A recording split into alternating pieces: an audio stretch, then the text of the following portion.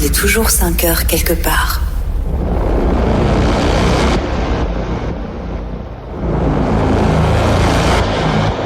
Rudy Léonet.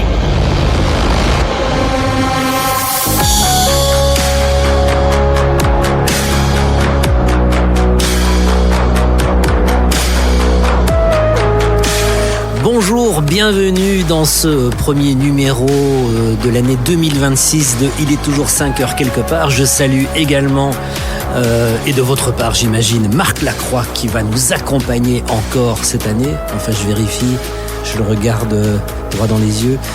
Ouais, oui, ça dépend de la moulaga, oui évidemment. Tout dépend de la moulaga. Mais bon, l'émission a reçu pas mal d'étrennes, voilà, de fin d'année. Donc on va pouvoir réinvestir dans une nouvelle saison. C'est l'épisode numéro 16 aujourd'hui. J'en profite pour remercier nos partenaires fidèles NSI. On va se retrouver donc cette année encore avec la régularité des hirondelles sur le fil électrique, à savoir tous les mardis aux alentours de 17h, un peu avant, un peu après. Voilà, c'est selon. Mais la cadence sera hebdomadaire comme en 2025. Que vous dire ? Sinon, vous souhaitez de vive voix une bonne année, puisque tout ça a été fait par écrit ou à travers des mixtapes que vous avez, j'ai cru comprendre, apprécié. Nous aussi, c'était marrant. Donc, on verra si, je sais pas, on fera peut-être une mixtape de Pâques. Bon, pourquoi pas, enfin, on verra, on envisagera. Même si les réveillons de Pâques, mais on pourrait installer la tradition des réveillons de Pâques à travers les mixtapes. Bon, on envisagera. On avance, étape par étape. Et l'étape d'aujourd'hui, c'est ce premier numéro de 2026. Alors, déjà, je vous l'annonce, ça sera relativement calme au niveau des sorties tonitruantes, à savoir, les noms incontournables, ceux qui en général font un peu bloc de béton et empêchent une circulation fluide pour les talents émergents, se sont un peu mis en repos ou en retrait en cette fin d'année. Donc ça va permettre d'une part d'effectuer quelques rattrapages, ce qui est toujours intéressant, et puis aussi ça va permettre aussi de libérer un peu d'horizon et un peu de champ à des jeunes talents émergents qui n'ont pas toujours l'espace suffisant pour s'exprimer au moment où les incontournables prennent la parole et occupent l'entièreté du terrain et de l'actualité. Ok pour aujourd'hui ? Alors je proposais justement de démarrer avec une sorte de rattrapage, puisque ces dernières semaines ont vu le retour relativement discret, et c'est peut-être dommage, donc on va réparer tout ça dès aujourd'hui, ont vu le retour d'un groupe emblématique du début des années 2000 en Angleterre, groupe qui était un des pionniers de la musique électronique assez emblématique depuis le début des années 2000, à savoir Ladytron. Voilà, drôle de projet à configuration multiple. Il démarre à 4, continue à 3. Aujourd'hui, les deux protagonistes principales du groupe sont mises très, très en avant, tandis que un des autres membres est plutôt dans l'ombre et continue à produire les disques, mais n'apparaît plus sur les pochettes ni sur scène. Il a simplement un rôle en studio. Et donc, Ladytron s'apprête à revenir très bientôt, à savoir le 20 mars, avec un nouvel album qui a pour nom, c'est le 8e album déjà, qui a pour nom Paradises. Et donc, pour les amateurs de musique électronique et de pionniers de cette musique qui, à un moment donné, au début des années 2000, a commencé à abandonner l'utilisation abusive des échantillons, à savoir trop de samples tue le sample, et un groupe comme Ladytron est revenu vraiment à l'essence des synthétiseurs, à savoir fabriquer ses sons lui-même ou utiliser simplement les banques des sons d'usine en les triturant et en les réinventant en studio, mais sans forcément aller sampler les disques des autres. Et donc, 2 décennies passées à explorer de nouveaux territoires sonores pour devenir l'un des groupes phares anglais de l'électro des années 2000, donc Ladytron qui revient. Et ce nouvel album est en partie produit, c'est très très curieux, par Jim Abyss, qui est quelqu'un qui est très connu et qui a même été récompensé d'un Grammy pour son travail avec Adele, qui est vraiment à des années-lumière des soundcodes et du travail studio d'un groupe comme Ladytron. C'est parti.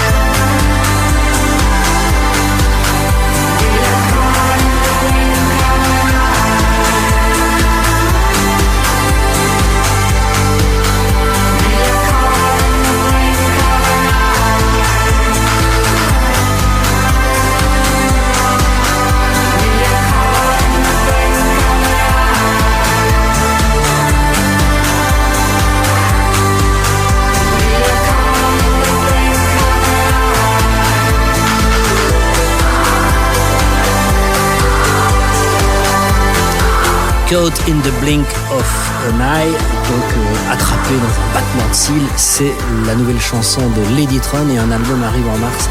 Il a pour titre Paradises. Voilà pour Ladytron. Et du coup, une chose en entraînant une autre, en réécoutant il y a quelques jours Ladytron, le nouveau titre, l'annonce de l'album, puis d'anciennes chansons, de fil en aiguille, j'ai été amené à repenser à La Roue. Et là, j'ai eu un énorme coup de cafard. Et donc, il n'y a aucune raison, sinon le fait d'avoir repensé à cette fille, Ellie Jackson, aucune raison de la réécouter aujourd'hui, parce que, selon toute vraisemblance, il n'y a, sauf miracle, aucune actualité la concernant. Et j'avais envie de revenir sur son histoire. Voilà, en écoutant Ladytron, voilà, je pensais aussi à Huffy, voilà, d'autres talents du début ou du milieu des années 2000, autour de 2010, et La Roue en particulier. Et je me disais quand même, quelle drôle de trajectoire. Donc, pour ceux qui s'en souviennent, on est aux alentours de 2009, et La Roue, qui est présenté comme un duo, un garçon et une fille. Donc le garçon, c'est Ben Langmaid, qui est producteur en studio. Et la jeune fille qui fait à peu près tout. Elle écrit, elle compose, elle chante divinement bien. Elle produit, elle a un look absolument imparable. Elle s'appelle Ellie Jackson, mais ses cheveux... couleur renard, lui font prendre le pseudonyme de Larue. Et c'est le pseudo de ce duo. Sauf que, quand elle commence à faire de la musique, elle a 17-18 ans, et cette musique est publiée lorsqu'elle en a 19. Donc ça va assez vite. Et d'entrée de jeu, elle s'offre des hits absolument imparables, comme... Bulletproof, sur un premier hippie absolument incontournable. Larue devient vraiment une sorte de fusée sur rampe de lancement, mais derrière ce succès se cache une histoire impossible aujourd'hui. Totalement impossible aujourd'hui, et en particulier sur son label. Oui, parce que souvent, lorsqu'on entend des gens qui viennent parler de leurs bouquins à la radio et ailleurs, à la télé, on dit c'est publié chez Gallimard, publié chez Plomb, publié chez... On ne dit jamais d'où viennent les disques, et souvent il y a aussi tout un travail, souvent remarquable et qu'on peut saluer, de direction artistique de la part des labels. Parfois, c'est beaucoup moins glorieux et moins avouable dans le cas de l'histoire de Larue. Et c'est assez dommage parce que dans une autre époque, ça ne se serait pas passé comme ça. Pour preuve, aujourd'hui, puisqu'on parle du label Polydor, qui est un label Universal, aujourd'hui, c'est le label notamment de Chappell Roan, et qui est effectivement soignée et protégée et encouragée dans son discours où elle réclame une identité de genre, et son attitude, sa revendiquée, assumée, déclamée de personnages emblématiques queer est totalement assumée et implique à 200% toute la communication de Polydor. C'est pas le cas en 2009 quand Larue débarque, parce que cette jeune fille est de façon affirmée, y compris dans ses chansons. Bulletproof, ça parle la prochaine fois, tu ne m'atteindras pas parce que j'aurai un gilet pare-balles, je serai inattaquable, tu n'arriveras plus à m'atteindre. Cette jeune fille est lesbienne, donc elle a envie d'avancer avec une identité, des propos qui sont queer, mais Polydor, qui écoute ces maquettes, se dit, là on tient un nouveau Eurythmics ou un nouveau Yazoo, voire même un nouveau Human League.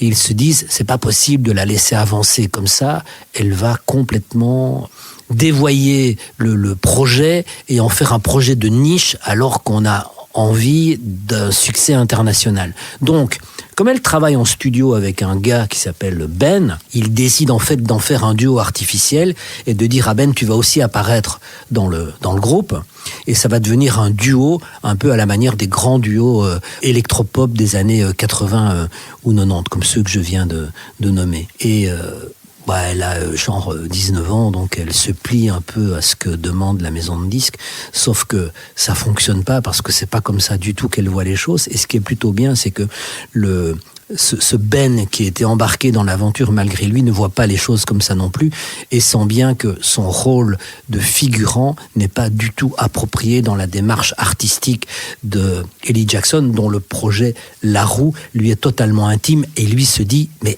je suis acteur dans une pièce dans laquelle j'ai pas du tout envie de jouer. Et donc peu de temps après les succès de Bulletproof et du premier hippie qui va sortir, lui va faire un pas de côté et d'un commun accord ils vont se séparer, et ça sera annoncé comme une sorte de...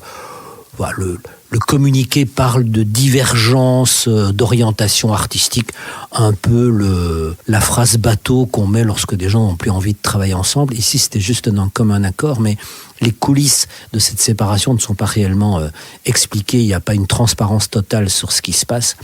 Et Polydor va très très mal le prendre, et donc ils vont décider de fracasser purement et simplement la carrière de la chanteuse, qui n'a pas du tout respecté les règles ni les codes qui avaient été mis en place pour faire de Larue le succès de 2009-2010 qu'on a pu entendre partout. Elle ne s'en remettra jamais en vrai, parce que ce qu'elle va faire par la suite ne sera jamais accompagné d'autant de soins et de retentissement.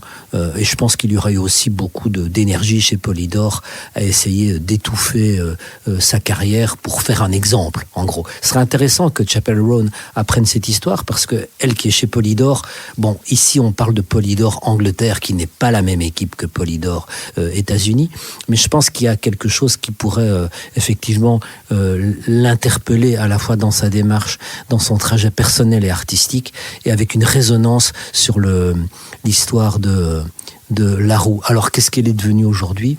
Pas grand-chose. Elle continue à faire des disques, mais de plus en plus rares et de plus en plus confidentiels. Et comme pour un peu confirmer tout le bien que beaucoup de monde, et on en fait partie, pensait d'elle aux alentours des années 2010, elle a contribué à l'écriture de plusieurs chansons sur le dernier album de New Order. Voilà, donc en écoutant Ladytron, j'avais juste envie de réécouter Larue.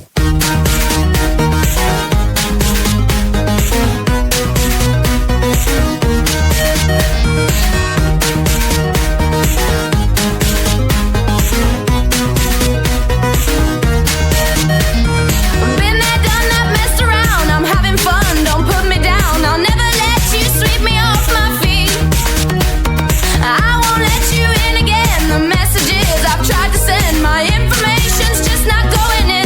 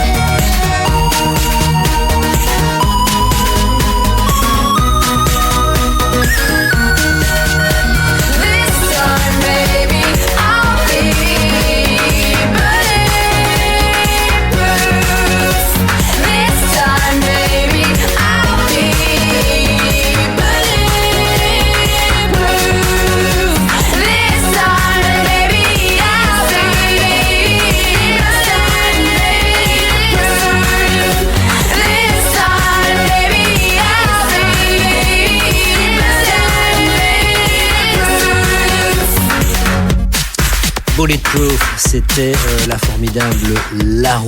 Il y avait aussi ce hit imparable In for the Kill.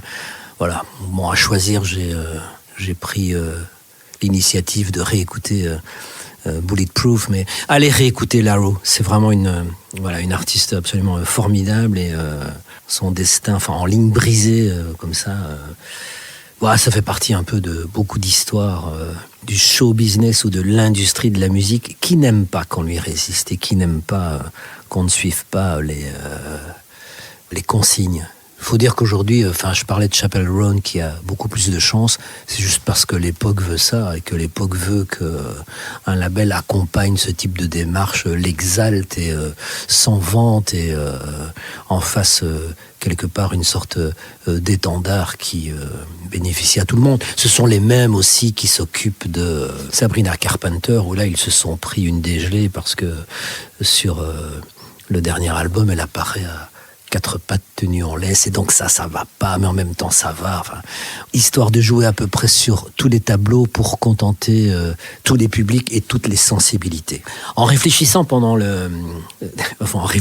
non, je pensais comme ça à des trucs pendant cette pause de fin d'année, et je me disais que je sentais bien 2026 comme une année qui allait permettre une sorte de retour de musique dark et quelque part un peu gothique, que l'époque se prêtait à ça. Et même des artistes qui aujourd'hui ne sont pas du tout dans cette mouvance allaient lentement se glisser vers cette tendance pour renouer avec ce qu'on a appelé à une époque le style emo. Donc en même une espèce de romantisme sombre comme ça qui colle assez bien à l'époque. Et je me dis qu'il y a sans doute des opportunités à saisir pour pas mal de monde. Je pensais un peu de la même manière où je pensais à La Roue, je pensais à Placebo, qui a peut-être l'année prochaine une carte... l'année prochaine, non, cette année, on est en 2026. Une carte à jouer sur ce registre dont ils ont été un peu des pionniers, et donc ça serait dommage peut-être aujourd'hui de ne pas en profiter. Oui, je pensais à ça à propos de Sofia Isela et puis d'autres artistes qui arrivent et qui ont ce côté un peu mélancolie sombre, qui risquent d'entraîner aussi d'autres artistes, ou en tout cas de les ramener là où ils ont à un moment donné fait un tour, où se sont un peu promenés ou égarés. Je pense à pas égarés dans le sens perdu, mais égarés dans le sens ils se sont aventurés sur ces sentiers avant de rebrousser chemin. Je pense à l'album When We All Fall Asleep, Where Do We Go de Billie Eilish. Je pense que la suite va revenir pour elle avec ce côté un peu plus sombre et barbadouque qu'elle a pu explorer à cette époque. Et donc, à propos de ce retour on verra, on fera les comptes plus tard, retour présumé d'une ambiance dark, goth ou emo, je voulais parler d'un groupe finlandais. Alors, la Finlande n'est pas un pays scandinave. Donc on dit non, parce que souvent c'est Norvège, Danemark, Suède, Finlande. Pas du tout.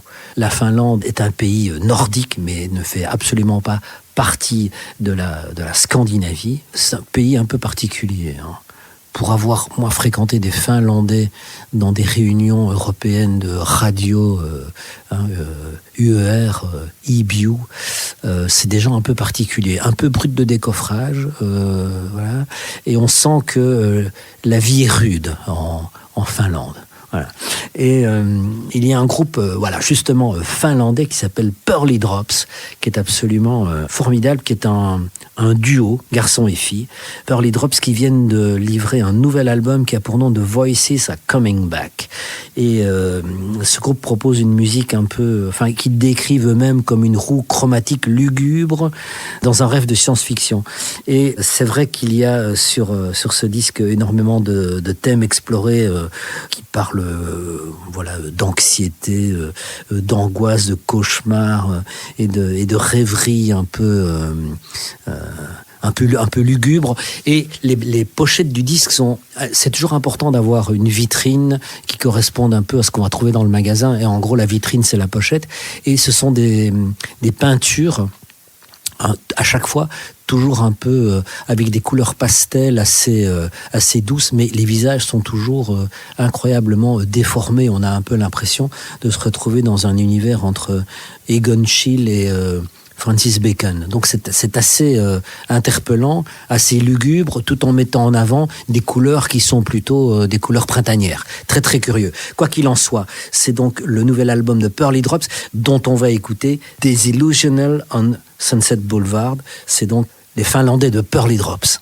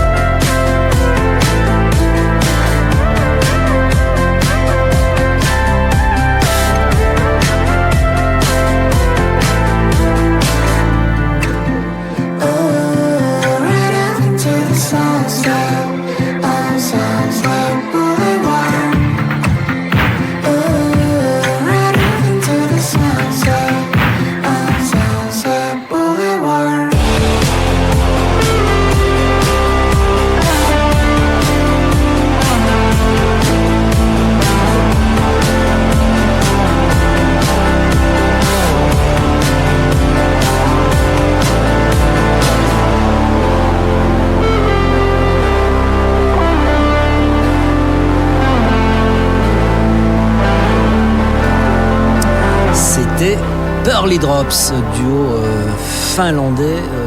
Précipitez-vous sur leur album, il s'appelle The Voices Are Coming Back. Enfin, si vous aimez ce genre de sonorité.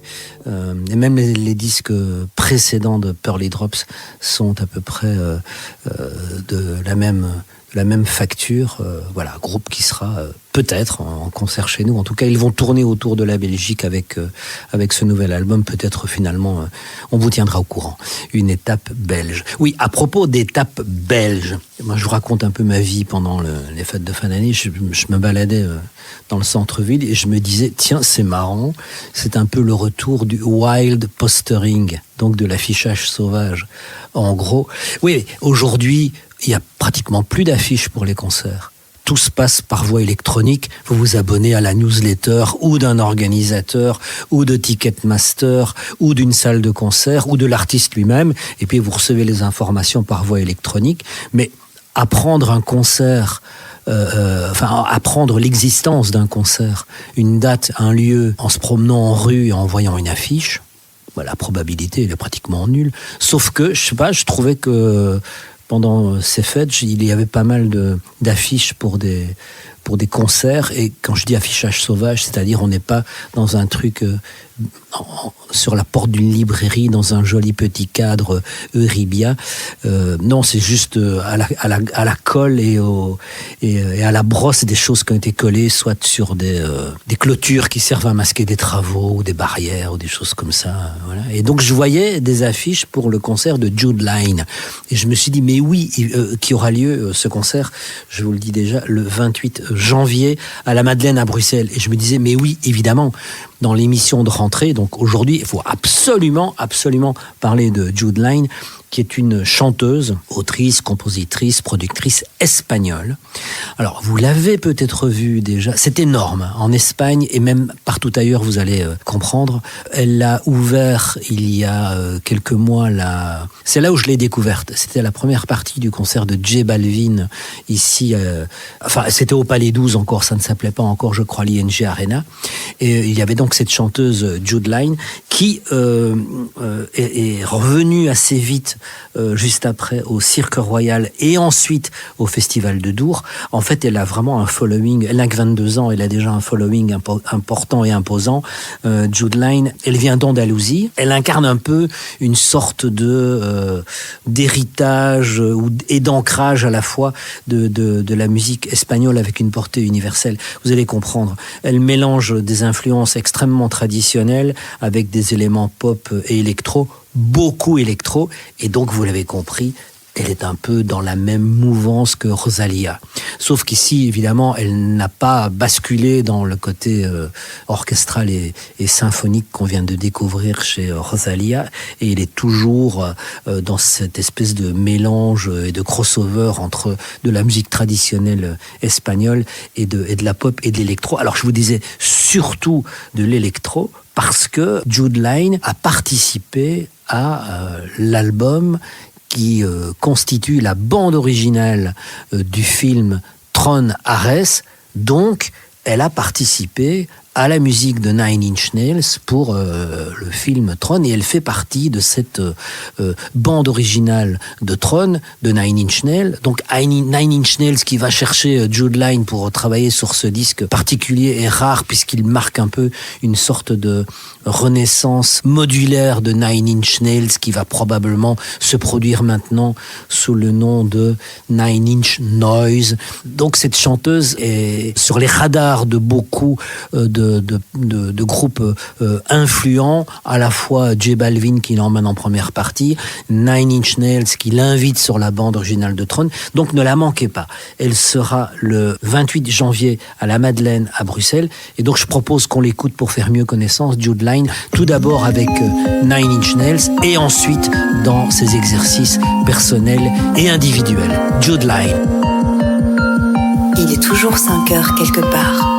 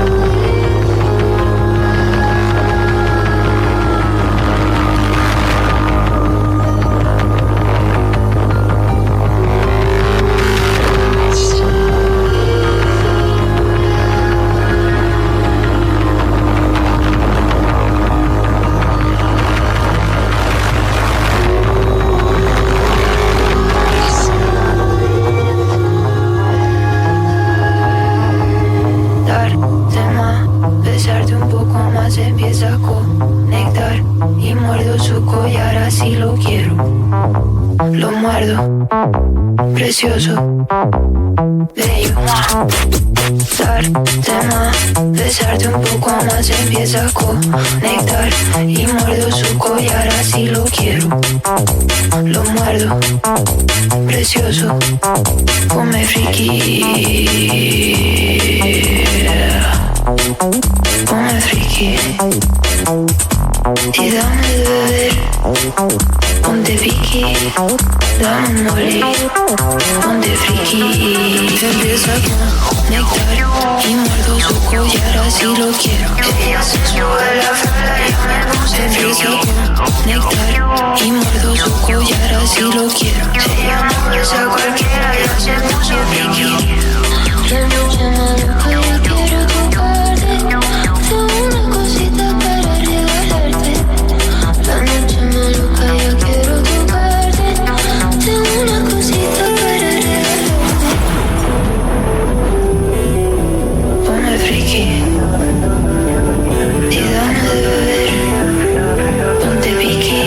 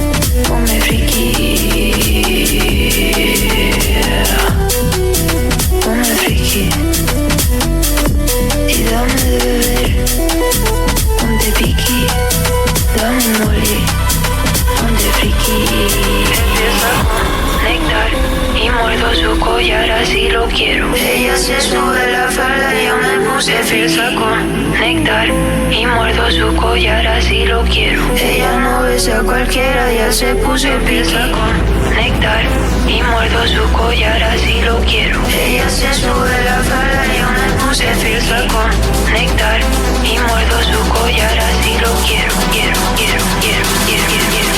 Una noche conoció a una loca como yo, en la boca le besó y su aroma le dejó. En el fruto descubrió sala llena de sudor. Los chicos se van juntitos al nidito del amor.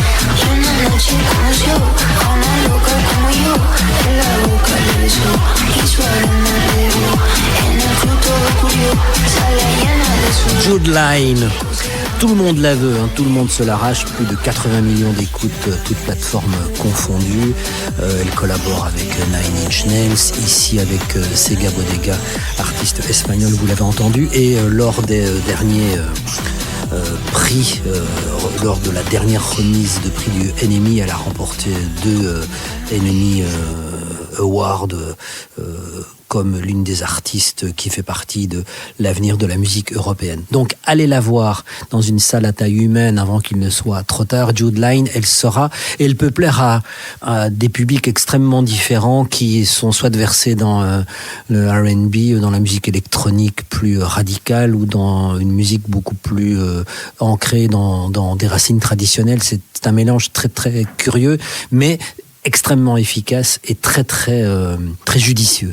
Jude Line, elle sera, je vous redonne la date, le 28 janvier, celle de la Madeleine à Bruxelles. Si vous voyez des affiches en vide, je ne sais pas pourquoi tout à coup il y a un regain d'affichage sauvage.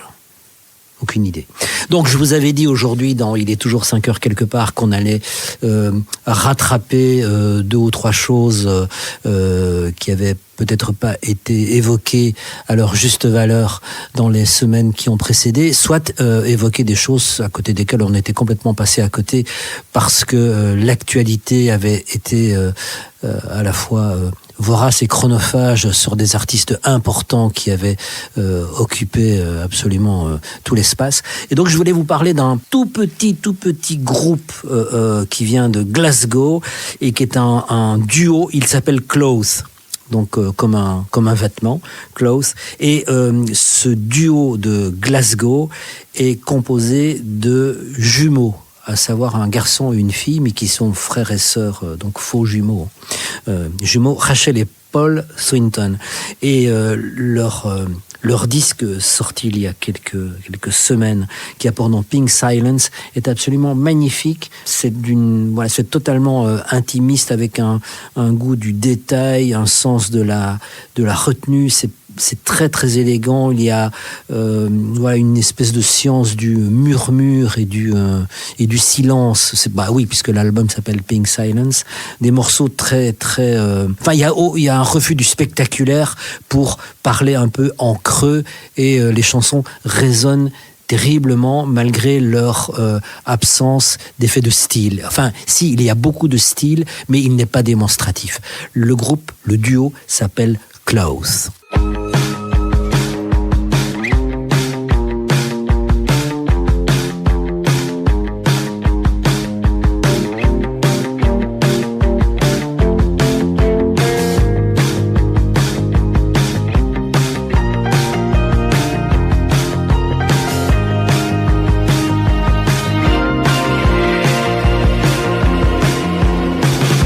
Remind me, you know about all the times we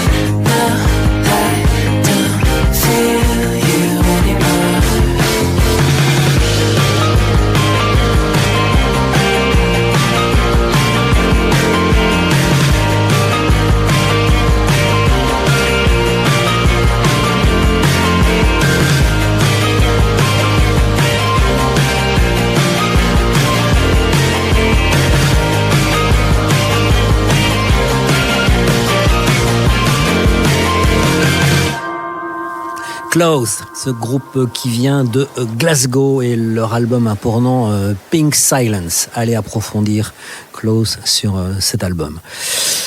Donc pour revenir sur ces vacances, enfin cette pause, oui ces congés, enfin ce moment, cette parenthèse des fêtes de fin d'année, au tout début de ces fêtes de fin d'année, il y avait le concert de King Princess à la Madeleine, donc pour faire le rétroact.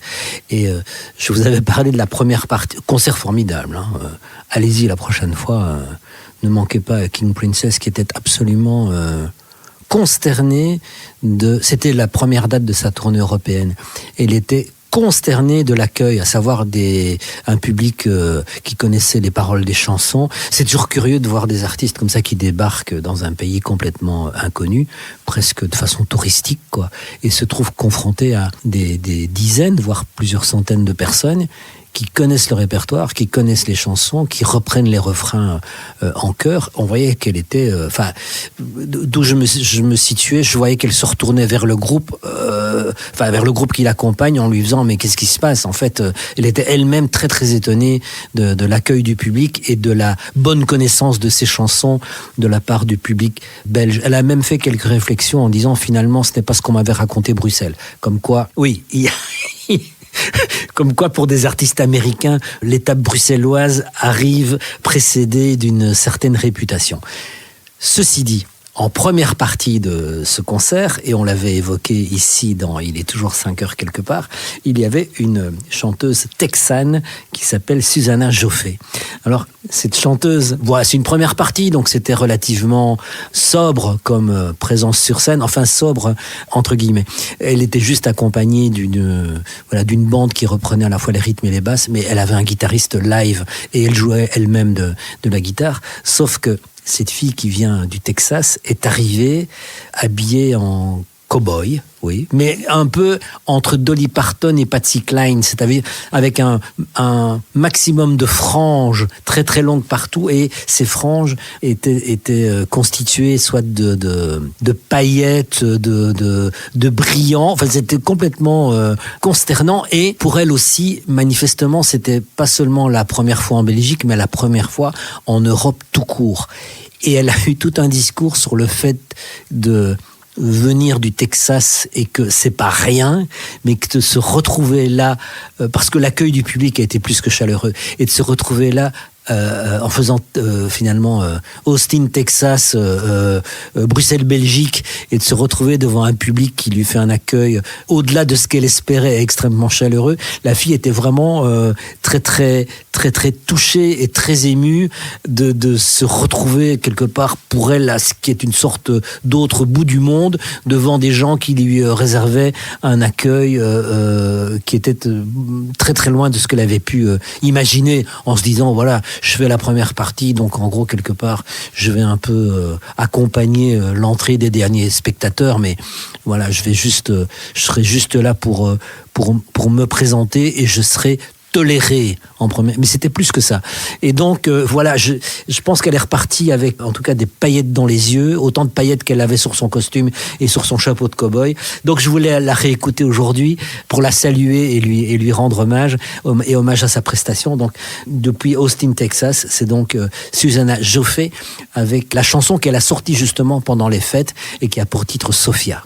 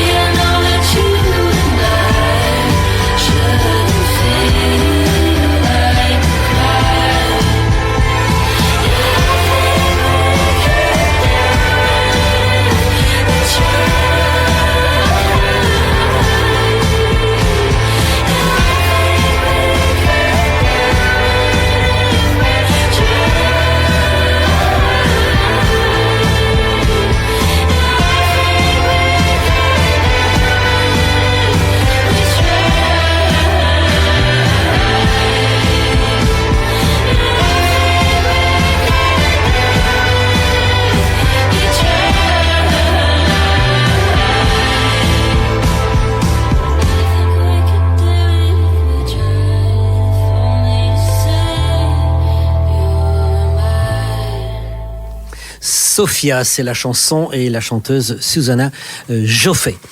C'est une sorte d'obsession depuis quelques semaines et depuis la découverte de ce projet Forever Pavot, le projet de ce musicien français Émile Sornin qui vient de La Rochelle et qui se produit avec un robot qu'il a fabriqué lui-même avec, de la récup, quoi. Des yeux en verre, une espèce de nez en plastique. C'est une perruque trouvée dans un magasin de farce et attrape. C'est très curieux, mais le résultat à la fois vintage et finalement assez poétique donne à cette espèce de robot-romance entre le robot Melchior et Émile Sornin, une sorte d'alchimie absolument incroyable. Allez écouter son disque. Et pour revenir de nouveau à ce qui s'est passé avant le 31 décembre, Forever Pavot a été invité sur l'antenne de France Inter pour présenter son disque et invité aussi à une session live dans les studios de Radio France. Et ils se sont fendus pour l'occasion d'une reprise de la chanson de la Boom, voilà, de Richard Sanderson. Donc, ça va donner une version et une relecture très particulière, interprétée par le robot Melchior. Alors, pourquoi je vous parle de ça ? Parce que, évidemment, Forever Pavot sera le 22 janvier en concert au Botanique, et c'est un concert absolument incontournable.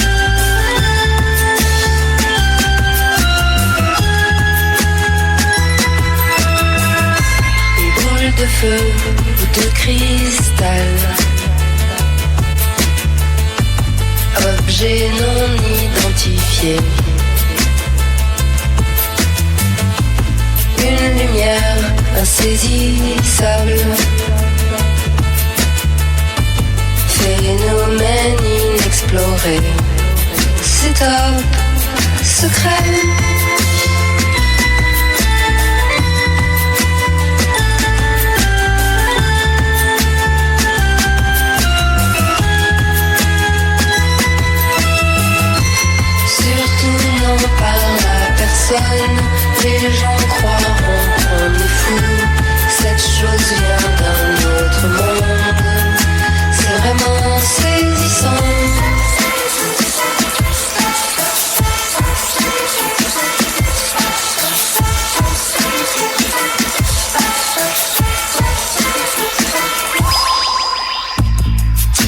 mouvement sidéral, perd du temps, les étoiles électriques, calypso, galactique, UFO. Il me faut propulsion interastrale, télépathie rapprochée, une scène inexplicable,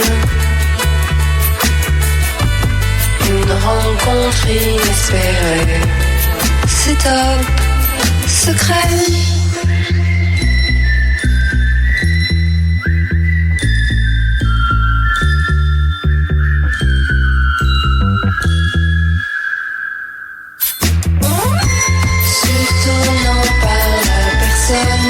Les gens croiront qu'on est fou. Cette chose vient d'autre part, d'un espace différent. Sa couleur argent métal, ses étranges occupants. Cette lumière qui se disperse s'éloigne en un instant.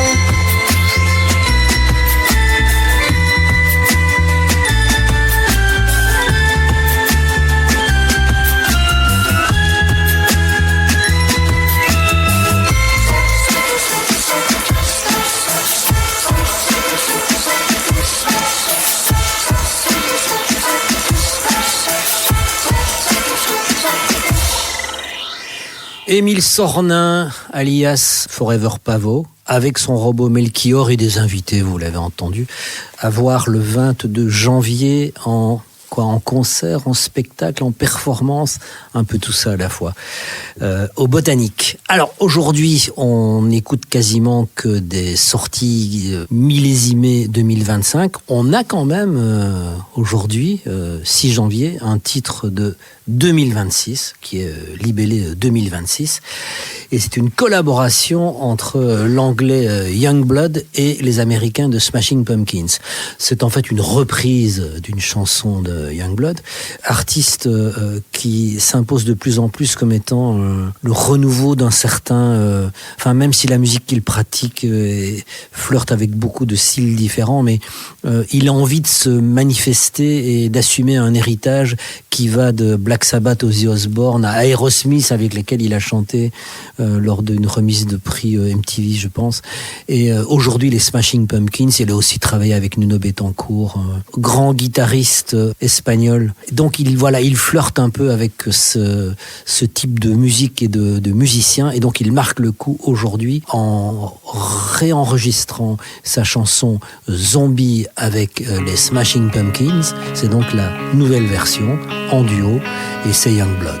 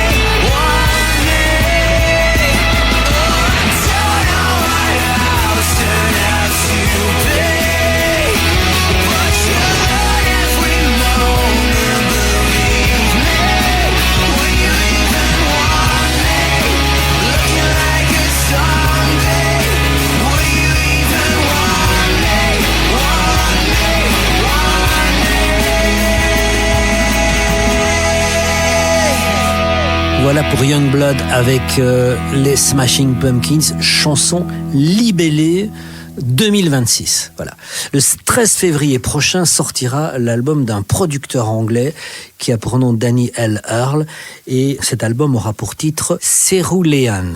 Alors Céruléan, en français, céruléen est un adjectif qui désigne un bleu clair tirant vers le vert. C'est pas turquoise, c'est presque turquoise, et si c'est pas turquoise, c'est parce que c'est céruléen. Voilà, une sorte de couleur qu'on peut voir dans des ciels d'été ou dans de l'eau très claire avec des reflets bleutés. C'est donc ce bleu céruléen, c'est le titre de son album.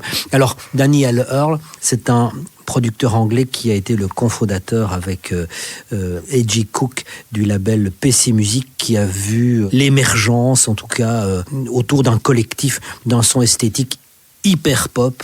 C'est pratiquement le berceau de l'hyper pop qui a vu défiler tout un tas d'artistes jusqu'à ce qu'ils prennent du recul par rapport à ce label qui aujourd'hui, je pense, il y a quelques mois, A.G. Cook, qui était le dernier patron en date et le seul patron, le seul à la barre, a décidé de fermer le label. Danny L. Earl, lui, avait déjà pris ses distances avec le label pour s'engager dans d'autres voies et d'autres projets personnels avec des artistes de dimension plus internationale. Il a travaillé avec Charli XCX, avec Caroline Polachek, avec Rina Sawayama, avec Dua Lipa.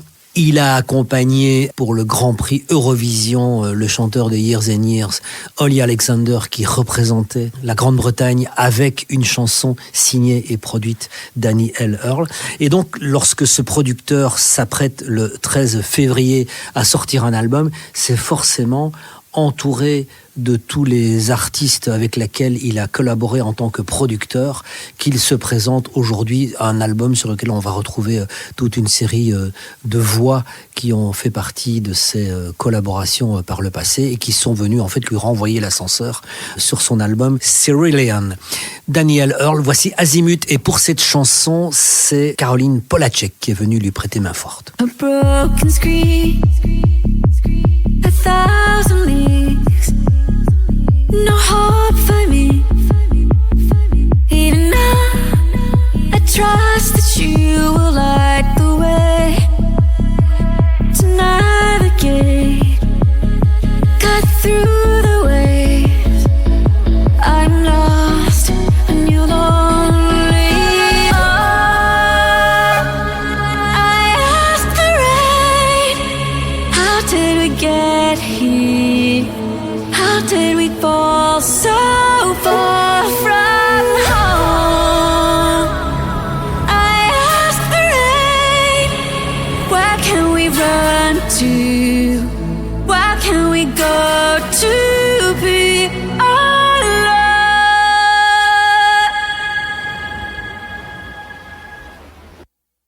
Anywhere.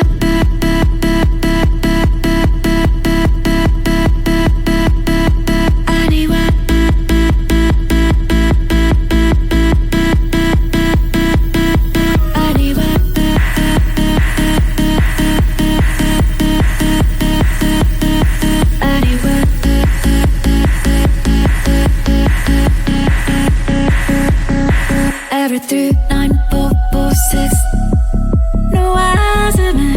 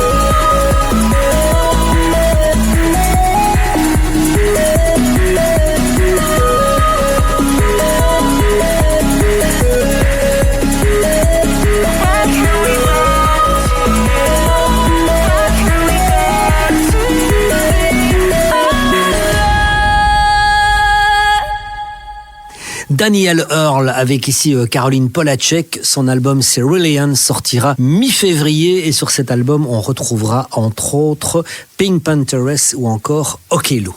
Alors depuis la dernière fois où on s'est parlé, où on a échangé, j'ai beaucoup écouté une chanson italienne qu'un vent favorable a amené jusqu'à mes oreilles. C'est une chanteuse qui a pour nom Popa. Le nom est... Voilà, en fait, elle s'appelle en vrai Maria Popadichenko. Elle est d'origine lituanienne, mais vit à Milan, donc elle est italienne.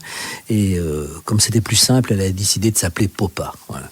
Et elle pratique... Alors, c'est une fille qui vit à Milan, et donc elle a d'abord étudié le design et la mode. Elle a travaillé comme stagiaire chez... Mais on sait ce que ça veut dire, stagiaire, dans ce type de milieu. C'est presque un premier travail, c'est juste que c'est pas rémunéré, quoi. Et donc, elle a travaillé pour Max Mara, pour Emilio Pucci. En fait, elle a connu à peu près le même parcours que Rina Sawayama, dont je vous parlais à propos de Daniel Earl. C'est une fille qui a démarré aussi dans la mode. Là, elle était make-up artiste, donc elle faisait les maquillages pour les défilés, etc. Tout en ayant à côté une sorte d'activité... de hobby, de composer, de chanter, d'écrire des chansons, de les enregistrer chez elle. Mais le hobby a pris le dessus sur finalement sa carrière professionnelle installée ou en devenir dans le cas de Popa. Et cette espèce de musique qu'elle pratiquait juste pour son plaisir est devenue aujourd'hui son activité principale, et elle flirte avec une sorte de pop indie et des références culturelles qui ne sont pas sans rapport avec son autre métier, ou en tout cas son autre vocation, même si elle a été un peu freinée dans son élan, puisque la chanson dont je voulais vous parler et qui est signée Popa a pour nom Gommage. Donc, alors, en fait, pourquoi je me suis intéressé à cette fille? Parce qu'elle a une chanson qui a pour nom Gommage, une autre qui s'appelle Bon Vivant, et je me suis dit, tiens, c'est marrant, on dirait les Wet Legs, hein, avec chaise longue, avec manche-tout. Voilà, je pensais qu'il y avait un rapport, en fait, pas du tout. Elle est italienne, mais utilise des expressions francophones. Et alors, ici, vous allez l'entendre dans sa chanson Gommage, qui dit bien ce qu'elle veut dire. Elle parle de skincare routine, et c'est une espèce de pop extrêmement jouissive et qui fait du bien. Elle est italienne et elle s'appelle Popa.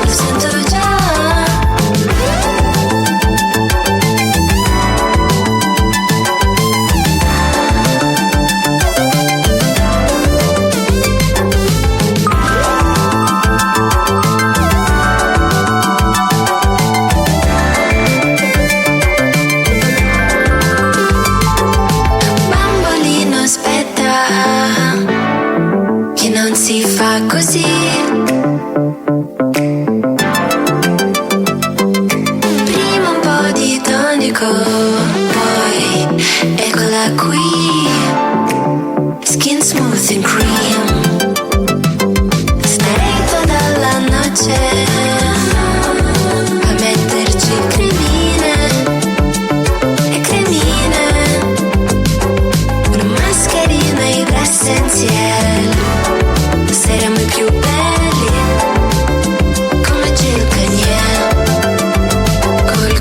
más esfoliera, con más le diguera, con más te purera, con más me sento igual, con más pizzica, baila normalita, con más che qualità, con más lo sento già.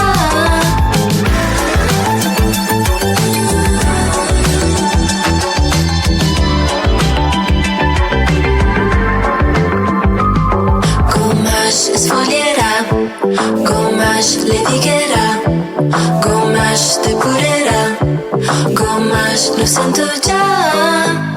Gommage, c'est le titre de la chanson et c'est la skincare routine de Popa. Je voulais beaucoup de choses en fait aujourd'hui. Ben oui, mais il y a beaucoup de rattrapages, de choses en retard. Donc je souhaitais vous parler aujourd'hui de Freak Slug. Donc c'est une chanteuse, elle s'appelle Xenia Genovese. Elle vient de Manchester. Et donc cette limace horrible, bizarre, Freak Slug, oui. Une limace tordue, quoi. Et son nom d'artiste, et elle sera en concert le 22 mars au Trix à Anvers. Je vous en parle parce que si vous aimez l'univers de Mathilda Mann et de toutes ces filles qui pratiquent une sorte de indie rock lo-fi, parfois un peu acoustique, parfois un peu plus pop alternatif, je pense que Freak Slug devrait vous plaire, d'autant que cette fille est une artiste absolument complète. Elle chante, elle écrit, elle compose, elle produit, elle joue de tous les instruments et elle est aussi peintre. Elle s'appelle Freak Slug et elle sera, je vous le rappelle, le 22 mars au Trix à Anvers. La voici.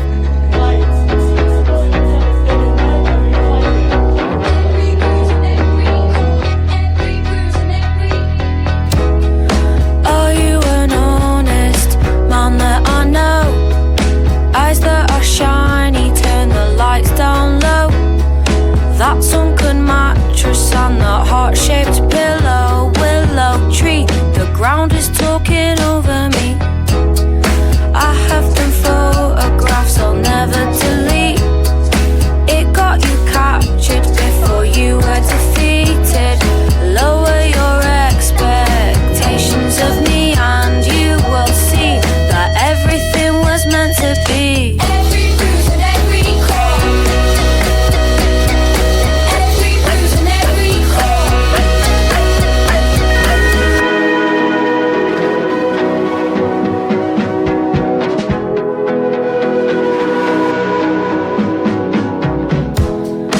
I'm liberated and that scares the freaks. Fuck what they say, that's not a problem for me. Superboy, Supergirl, just get that song on repeat. Forget the world, roll the windows down for me. It warmed my soul to meet a human like you. It's isolating when you think like we do. Simple mind, simple life, that could never be us. Turn to dust, every bruise and every cut. every bruise and every crack,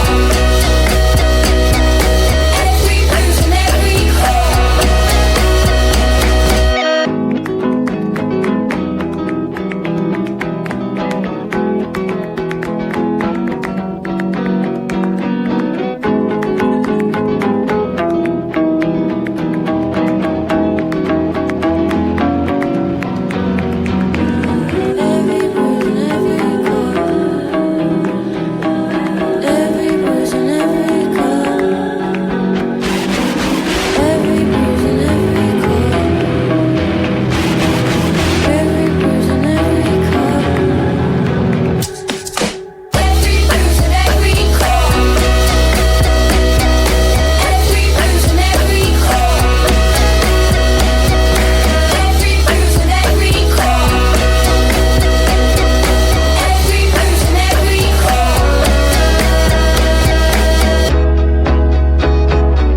Freak Slug, Honest Man, c'est le titre de la chanson.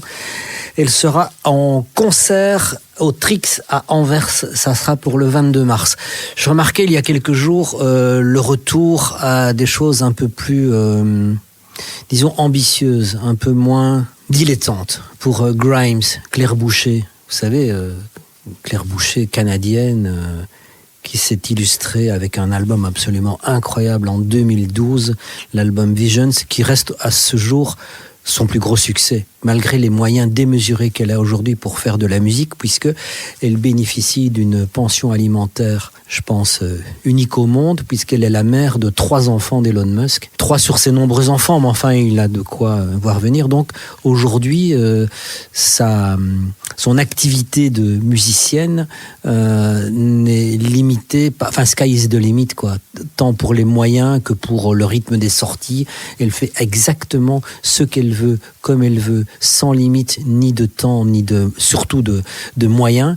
Et donc, Grimes vient de publier récemment une nouvelle chanson qui a pour nom Artificial Angels et qui tend à démontrer qu'il faudra peut-être compter sur elle pour un retour à ce qu'elle sait faire de mieux, à savoir quelque chose justement d'assez dark, électro-goth, voire un brin émo, comme elle l'a pu le faire en 2012 avec sa chanson emblématique Genesis. C'est donc un retour certainement vainqueur pour Grimes. This is what it feels like to be hunted by something smarter than you. Luckily you're dead, baby. The world can only end one way. Artificial angels play. Maybe that's my route, maybe that's my way. The final weapon is fate. Everything you love, you hate. Everything you make, you break.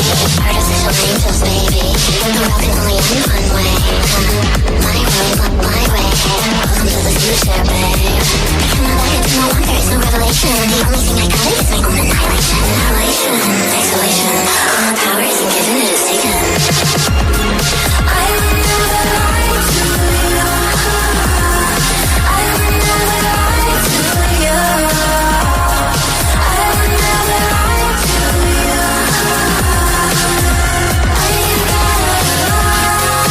Inhalation, exhale, annihilation. Inhalation, exhale, annihilation. Inhalation, exhale, annihilation. Inhalation, exhale, annihilation. I'm using your pain, tiny your pleasure, feeding your hate.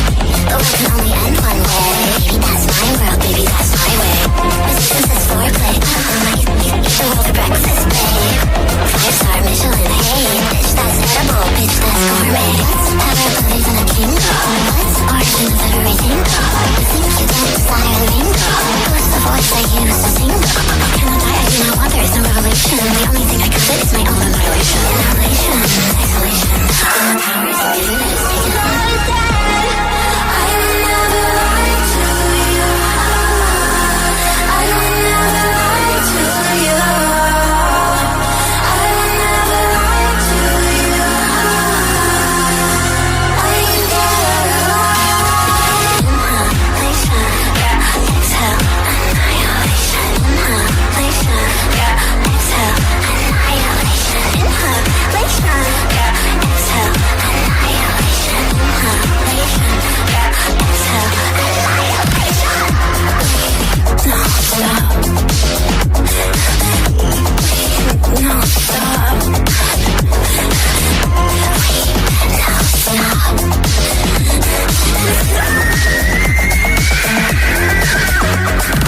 This is what it feels like to be hunted by something smarter than you.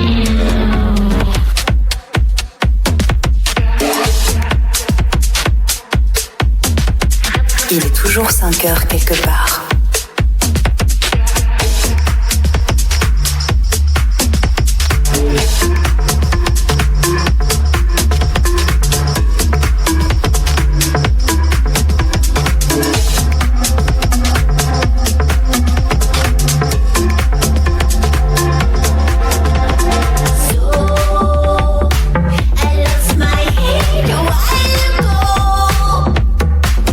But you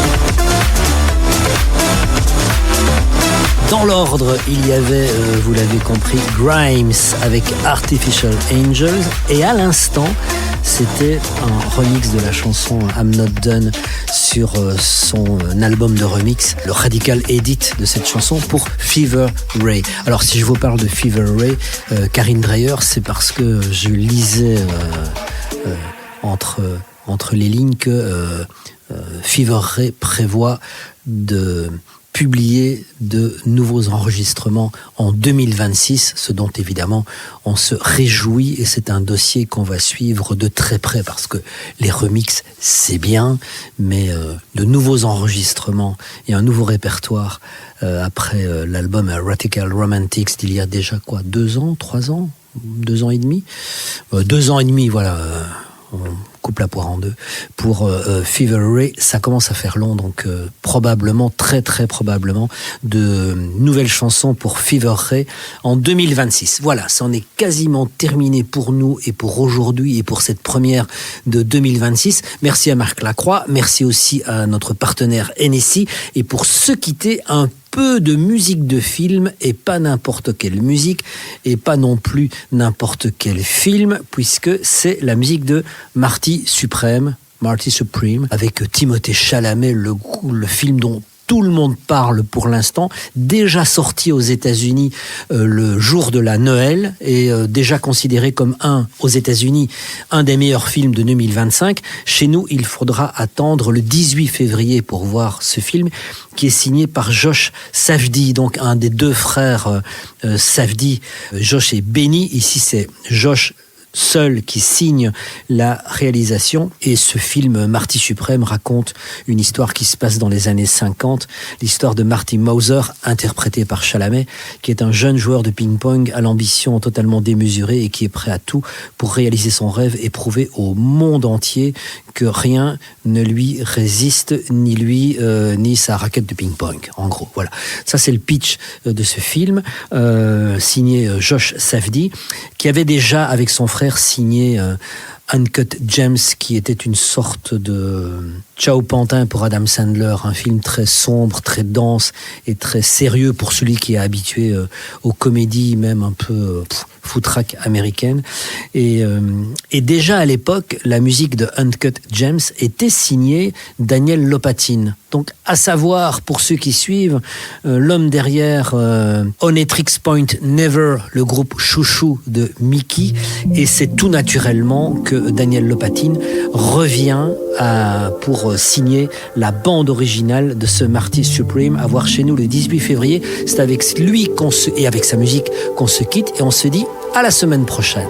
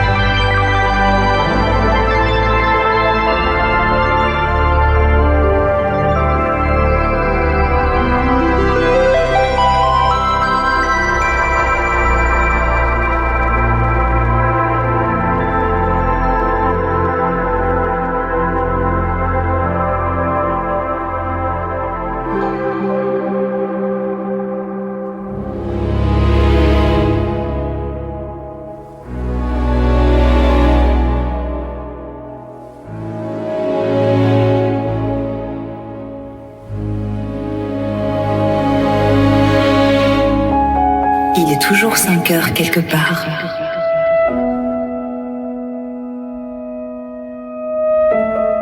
Rudy Léonet.